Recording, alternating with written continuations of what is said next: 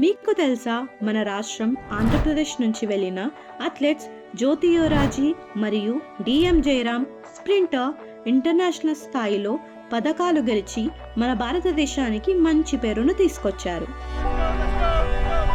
ఈ విజయాలకి వెనుక Reliance foundation ఇచ్చే హై పర్ఫార్మెన్స్ ట్రైనింగ్ అలాగే మార్గదర్శకత పెద్ద కారణం కాదు. అంతేకాదు FICCI కూడా దీన్ని గుర్తించి అవార్డునైతే ఇచ్చింది. We hope to make India a truly global multi-sporting powerhouse. This is not only about medals. This is nation building through sport. For 1.4 billion Indians, it is a shared dream to see our country India host the 2036 Olympic Games. అంతేకాదు నీతా అంబానీ గారి నాయకత్వంలో Reliance foundation మన భారతదేశ క్రీడాకారులను చాలా ప్రోత్సహిస్తుంది. 2036 ఒలింపిక్స్ని కూడా మన భారతదేశంలో నిర్వహించాలని కృషి చేస్తుంది.